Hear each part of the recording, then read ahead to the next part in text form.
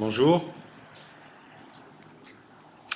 Bien, alors nous allons continuer notre étude, notre approche du présent, de l'indicatif. Nous avons vu quelques petites différences pour les verbes du troisième groupe et nous allons continuer à voir ces verbes du troisième groupe. Alors on va récapituler ce qu'on a vu. On a vu donc la règle générale, ici. On a vu une première altération, c'est-à-dire changement du radical pour les verbes en tir, comme sentir, partir, sortir. On a vu qu'il perdait le T devant la terminaison S. Ainsi, on écrira « je sens », « tu sens », « je pars », « tu pars », « je sors », « tu sors », « sentez ». Mais sinon, pour le reste de la conjugaison, il n'y a pas de problème. Le T est là, nous sentons, vous sentez, il au pluriel sente. Nous mettons le radical S-E-N-T plus la terminaison O-N-S ou E-Z ou E-N-T. D'accord? C'est uniquement devant le S que le T tombe. Alors, petite nouveauté, ce phénomène, petite note, ce phénomène existe, je ne l'avais pas précisé la fois dernière, je le dis aujourd'hui, ce phénomène existe pour d'autres verbes. Je vous donne dormir et servir qui sont assez fréquents.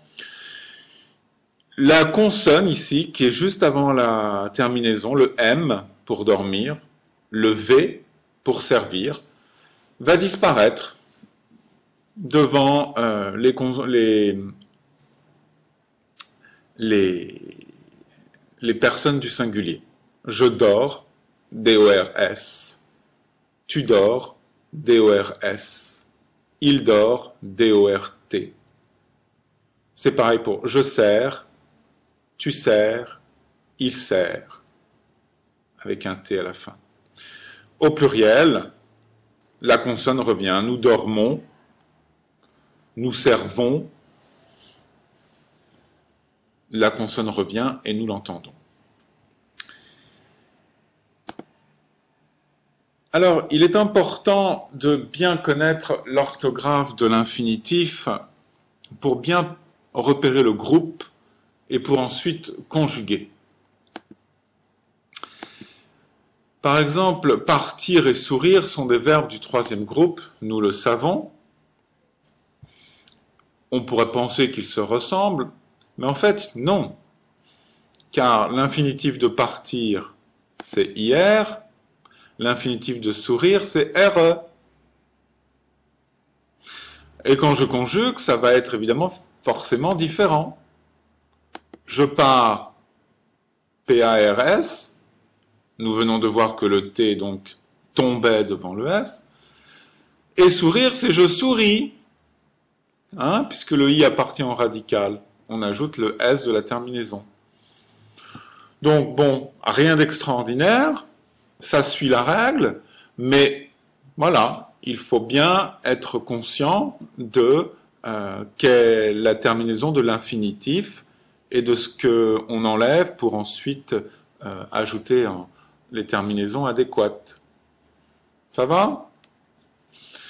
Donc faites attention aux verbes du troisième groupe qui peuvent être plus difficiles, soit parce qu'il y a des changements de radicaux, soit parce qu'on peut tout d'un coup penser qu'ils sont identiques et qu'ils vont se conjuguer pareil, mais on n'a pas bien vu que c'était pas le même infinitif. D'accord.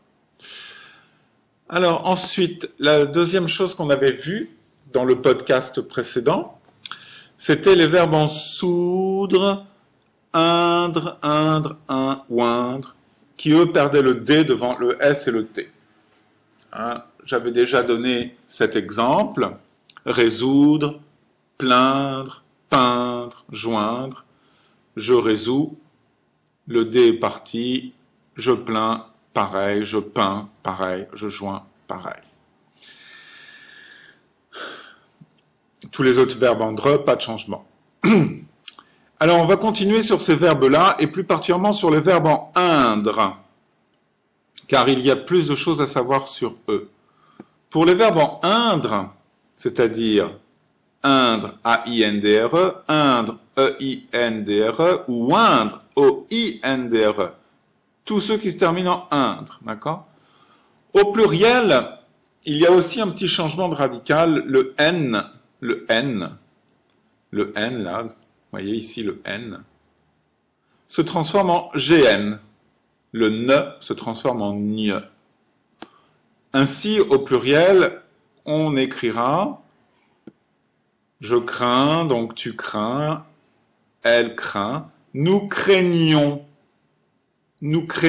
et pas nous craignons, nous craignons. Peut-être avez déjà vous entendu ce verbe d'ailleurs. Vous craignez, ils craignent. Pareil pour peindre, nous peignons, vous peignez. Ça se prononce nye. Ils peignent. Nous joignons, vous joignez, ils joignent. Voilà, donc au singulier, le D tombe, et au pluriel, le N se transforme en GN. Bon, c'est des verbes un peu plus compliqués. Voilà. Alors, peut-être vous connaissez le verbe peindre, que vous avez déjà entendu, je peins, nous peignons, et peut-être ça vous est déjà familier, peut-être pas. Donc, il est important de le rappeler. Ça va? Alors, restez avec moi. Nous allons maintenant voir troisièmement les verbes en war. Alors, les verbes en war, il y a d'abord pouvoir, vouloir et valoir. Alors, eux sont à part car ce sont les trois seuls verbes qui ne se terminent pas en S, mais en X à la première et à la deuxième personne du singulier. Si je reviens sur le petit panneau de la règle générale, j'avais mis SS et entre parenthèses, j'avais mis ou X pour pouvoir, vouloir et valoir. Voilà, c'est maintenant ces trois verbes que nous étudions. Alors, non seulement ils prennent un X, mais aussi ils ont un changement de radical. Alors, c'est un peu compliqué. Ils ont un changement de radical à la première personne du singulier. Je peux. Tu peux, deuxième personne du singulier. Il peut, troisième personne du singulier. Et aussi à la troisième personne du pluriel. Elles peuvent. Voilà, donc ils sont identiques, ils ont un autre radical, enfin pour pouvoir et vouloir ils sont identiques, vous voyez, c'est peut, veut, peuvent, veulent. La première personne du pluriel et la deuxième personne du pluriel, elles ne changent pas, elles ont le vrai radical du verbe pouvoir, nous pouvons, du verbe vouloir, nous voulons. Là, il n'y a pas d'exception, d'accord. Valoir, c'est un petit peu pareil. Nous valons, c'est le radical de valoir. Vous valez, c'est le radical. Et au singulier, c'est je vaux, tu vaux. Le L, en fait, devient un U. Ce qui est d'ailleurs peut-être n'est pas entièrement pour vous surprendre, car il y a d'autres mots de la langue française où le L et le U sont parfois en concurrence, comme ça. Généralement, il y a beaucoup de mots en latin qui avaient un L qui est devenu un U en français. On dit encore, par exemple, alter dans alter ego, c'est une expression latine. Bon, alter, ça veut dire autre, A-U. Alter, autre. Donc, que le L soit un U, c'est quelque chose qu'on retrouve dans d'autres choses de la langue française, dans d'autres mots. Par exemple, le mot cheval aussi. Hein. Au pluriel, on sait que ça fait chevaux. Un cheval avec un L, des chevaux avec un U, UX. Donc, il y a d'autres mots comme ça qui... Bon. Mais pour revenir au verbe, donc voilà, pouvoir, vouloir et valoir ont un X et ont un changement de radical aux personnes 1, 2, 3 et 6. Il faudra l'apprendre. Nous allons voir deux autres verbes en war qui sont différents de pouvoir, vouloir, valoir, mais qui se ressemblent. C'est devoir très important verbe, et recevoir. Voici la conjugaison. Je dois, peut-être la connaissez-vous déjà. Tu dois, elle doit. Nous devons, vous devez, elles doivent. Et là encore, de la même façon, vous voyez que à la première personne du pluriel et à la seconde personne du pluriel, le radical est le bon, DEV. Hein, c'est bien DEV le radical. Donc là, il n'y a pas de changement, comme pour pouvoir, comme pour vouloir, comme pour valoir, comme pour recevoir. Recevoir, nous recevons, vous recevez. Mais aux autres personnes, il y a un changement de radical. On dit je reçois. Je dois, je reçois. Tu dois, tu reçois. Il doit, il reçoit. Donc là, il n'y a pas de changement dans les terminaisons. Hein. Ce sont les mêmes que celles du troisième groupe régulière, mais il y a un petit changement de radical. Alors, une petite note que vous devez connaître. Vous voyez là, il y a une petite cédille sous le C. Hein, donc je vous rappelle que la lettre C plus la lettre E ou I fait le son SE en français, une cerise. Mais la lettre C plus la lettre A, O ou U fait le son que, une cage. Et si vous voulez faire le son SE, il faut ajouter une cédille. On ajoute une cédille au C pour obtenir le son SE, devant les voyelles A, O ou U. Comme recevoir, je n'ai pas besoin de cédille puisque c'est un E, mais je reçois, c'est un O, j'ai besoin d'une cédille. Alors la cédille, c'est un petit signe qu'on met sous le C. Voilà, qu'on met sous le C ici. Vous voyez, sous le C. Genre de tout petit S, de tout petit crochet. Bon. Je pense que vous le savez.